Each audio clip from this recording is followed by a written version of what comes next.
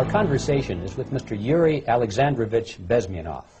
Mr. Bezmenov was born in 1939 in a suburb of Moscow. He was the son of a high-ranking Soviet Army officer. He was educated in the elite schools inside the Soviet Union and became an expert in Indian culture and Indian languages.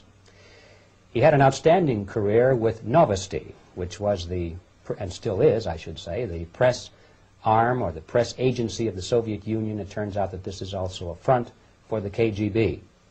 He escaped to the West in 1970 after becoming totally disgusted with the Soviet system, and he did this at great risk to his life.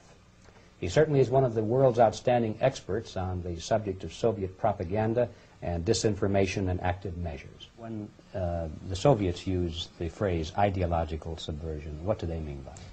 Ideological subversion is the process which is legitimate, overt, and open. You can see it with your own eyes. All you have to do, all American mass media has to do, is to unplug their bananas from their ears, open up their eyes, and they can see it.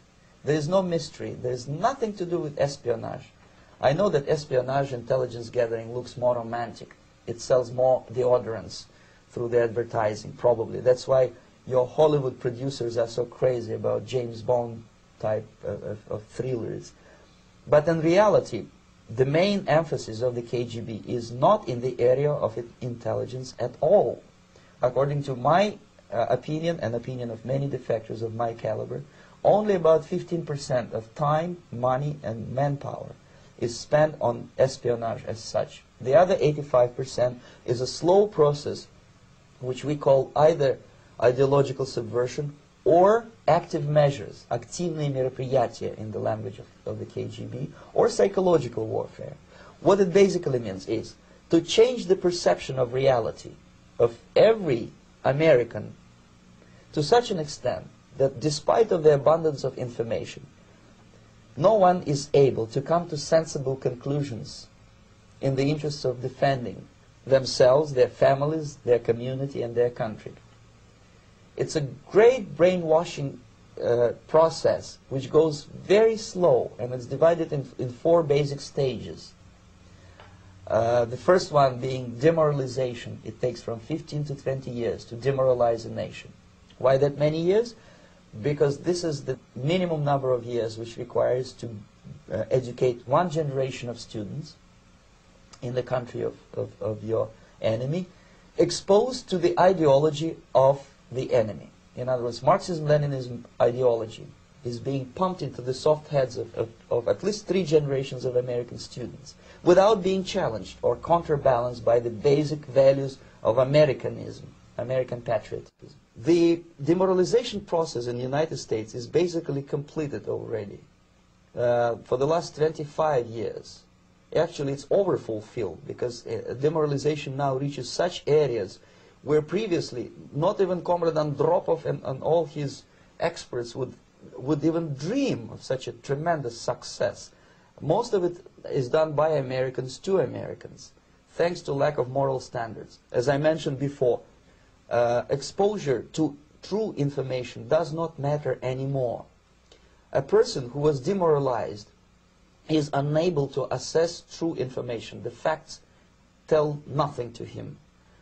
Even if I shower him with information, with authentic proof, with documents, with pictures, even if I take him by force to the Soviet Union and show him concentration camp, he will refuse to believe it until he is going to receive a kick in his fat bottom. When a military boot crashes his, then he will understand, but not before that. That's the tragic of the situation of demoralization. So the next stage is destabilization. This time, subverter does not care about your ideas and the patterns of your consumption. Whether you eat junk food and get fat and flabby, doesn't matter anymore. This time, and it takes only from 2 to 5 years to destabilize a nation, what matters is essentials: economy, foreign relations, defense systems. And you can see it quite clearly that in some areas, in such sensitive areas as defense and economy, the influence of Marxist-Leninist ideas in the United States is absolutely fantastic. I could never believe it 14 years ago when I landed in this part of the world that the process will go that fast. The next stage, of course, is crisis. It may take only up to 6 weeks to bring a country to the verge of crisis. You can see it in Central America now. And after crisis, with a violent change of power, structure, and economy, you have so-called the period of normalization. It may last indefinitely. Normalization is a cynical expression borrowed from Soviet propaganda. When the Soviet tanks moved into Czechoslovakia in '68, Comrade Brezhnev said, "Now the situation in brotherly Czechoslovakia is normalized."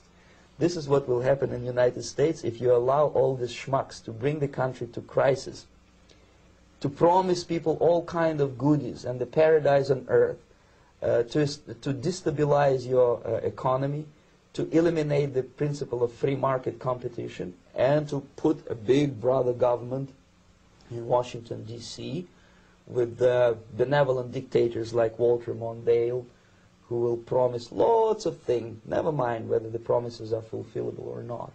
Your leftists in the United States, all these professors and all these beautiful civil rights defenders, they are instrumental in the process of the subversion only to destabilize the nation.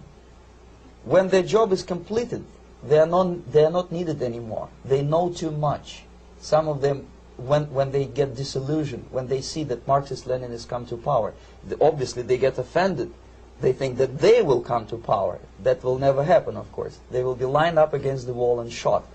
But they may turn into the most bitter enemies of Marxist-Leninists when they come to power. And that's what happened in Nicaragua. You remember most of these former Marxist-Leninists were either put to prison or one of them split, and now he's working against Sandinistas. It happened in Grenada when Maurice Bishop was already a Marxist. He was executed by a new Marxist who was more Marxist than this Marxist. Same happened in Afghanistan when first there was Taraki, he was killed by Amin, then Amin was killed by Babrak Karmal with the help of KGB. Same happened in Bangladesh when Mujibur Rahman, very pro-Soviet leftist, was assassinated by his own Marxist-Leninist military comrades. It's the same pattern everywhere. It's divided in 4 basic stages: demoralization, destabilization, crisis, normalization. They will be lined up against the wall and shot, wall and shot, wall and shot, wall and shot.